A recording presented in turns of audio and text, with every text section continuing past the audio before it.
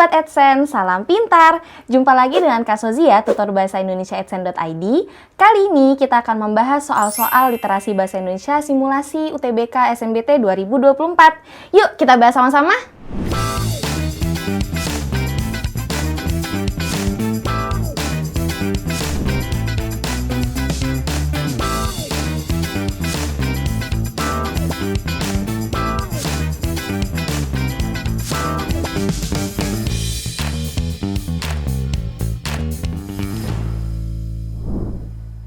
Oke, sekarang kita masuk ke soal yang pertama. Dibacain dulu nih ya. Kemanusiaan berada di kursi panas. Kalimat itu meluncur dari Sekretaris Jenderal Perserikatan Bangsa-Bangsa PBB, Antonio Guterres, Kamis 27 Juli 2023 pagi. Informasi dan jumpa pers di markas PBB itu segera teramplifikasi ke seluruh dunia bahwa bulan Juli 2023 adalah bulan terpanas yang pernah tercatat. Data suhu global 3 pekan pertama Juli menunjukkan rata-rata suhu bumi berada 1,5 derajat Celcius di atas rata-rata suhu global sejak era pra-industri akhir tahun 1700 atau awal 1800.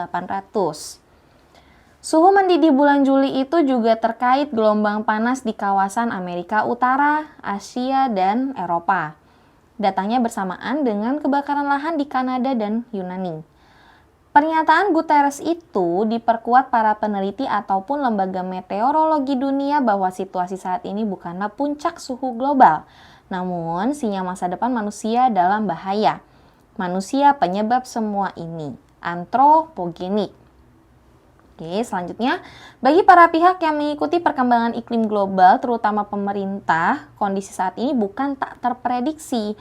Bahkan, sejak awal tahun 1900, dunia sudah memulai inisiatif KTT Bumi. Inisiatif itu menelurkan slogan pembangunan berkelanjutan, yakni kebijakan pembangunan negara haruslah mempertimbangkan daya dukung lingkungan. Perkembangan selanjutnya muncul Konvensi Kerangka Kerja PBB untuk Perubahan Iklim UNFCCC yang beranggotakan hampir seluruh negara. Para pemimpin pemerintahan atau negara berkumpul berkala membahas masa kini dan masa depan iklim termasuk kontribusi. Oke. Masuk ke selanjutnya. Apa yang terjadi? Dunia seperti tak berdaya. Pembahasan perubahan iklim lebih berbau politik dan negosiasi ekonomi yang meminggirkan sisi manusia yang terimbas perubahan iklim dan pemanasan global. Petani, nelayan, pekerja lapangan, dan penghuni kawasan kutub dan pesisir dihantui gagal panen, abrasi, badai kian sering, es mencair, dan gelombang panas. Adaptasilah yang paling masuk akal dilakukan, termasuk Indonesia, ketimbang menunggu komitmen global yang tak juga jelas. Amerika Serikat membentuk lembaga khusus untuk mengawasi pekerja bangunan dan buruh tani agar terlindung dari gelombang panas. Negara kecil di tengah samudra dikabarkan menyewa lahan di negara lain sebagai antisipasi jika suatu saat perlu mengevakuasi warganya karena abrasi. Di Indonesia, rencana mitigasi dan adaptasi perubahan iklim sudah sejak tahun 2000-an. Kini skema bursa karbon yang sedang dibahas pun dirancang agar bermanfaat bagi masyarakat. Aksi nyata yang terpadu harus terus dilakukan agar risiko kerugian dan perubahan iklim bisa diperkecil. Jika tidak, kita akan semakin sering melihat petani terus menjerit gagal panen. Nelayan kian jauh melaut dan bencana hidrometeorologi kian sering memakan korban.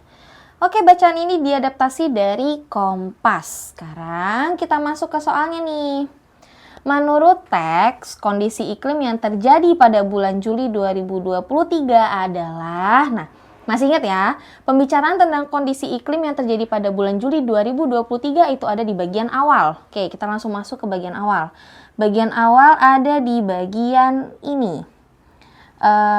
informasi dan jumpa pers di markas PBB itu segera teramplifikasi ke seluruh dunia bahwa bulan Juli 2023 adalah bulan terpanas yang pernah tercatat.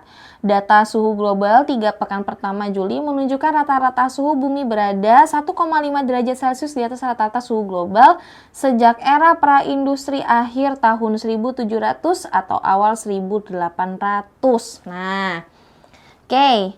Masih ingat ya poin yang tadi? Sekarang kita tinggal cocokkan nih untuk pilih jawaban yang tepat. Kita coba cek langsung ke pilihan jawaban yang A. Musim panas tahun 2023 lebih lama dari tahun-tahun sebelumnya. Oke, bukan lebih lama ya, tapi lebih panas. Nah, berarti yang A bisa langsung dieliminasi.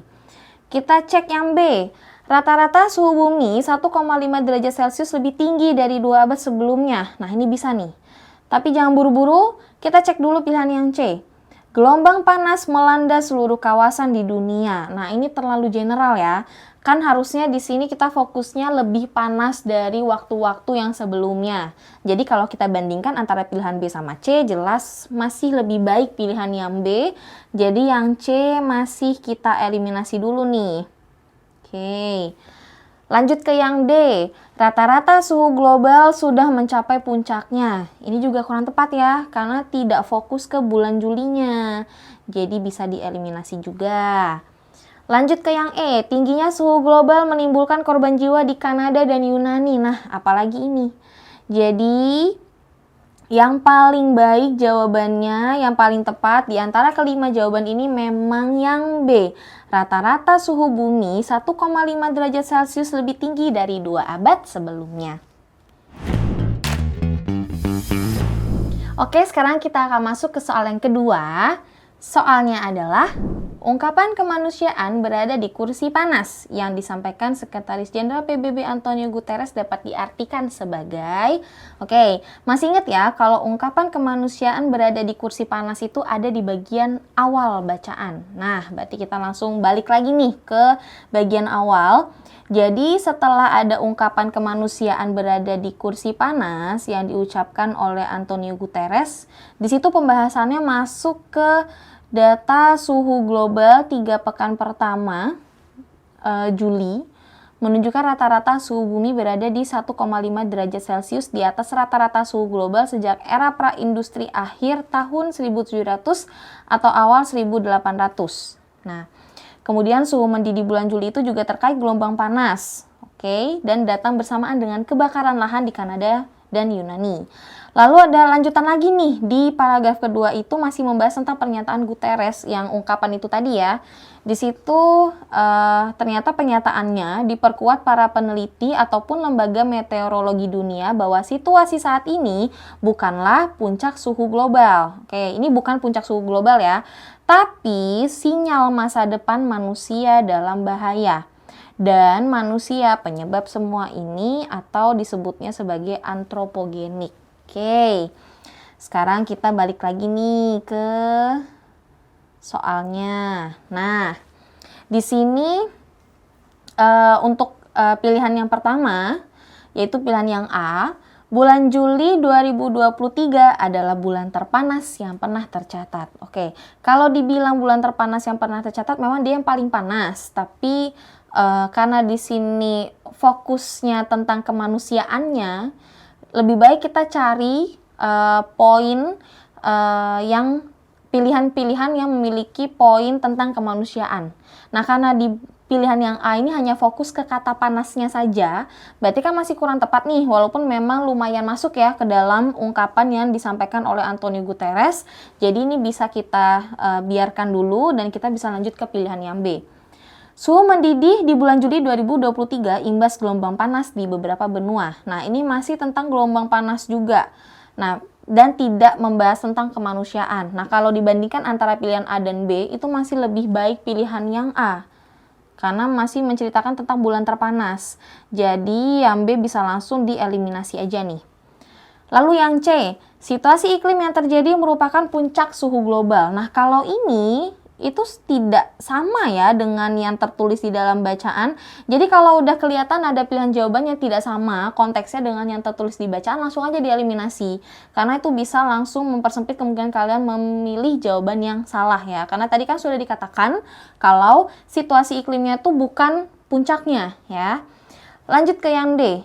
Kondisi masa depan manusia berada dalam bahaya karena perubahan iklim. Nah, ini ada nih pembicaraan tentang kemanusiaannya, nyambung ya.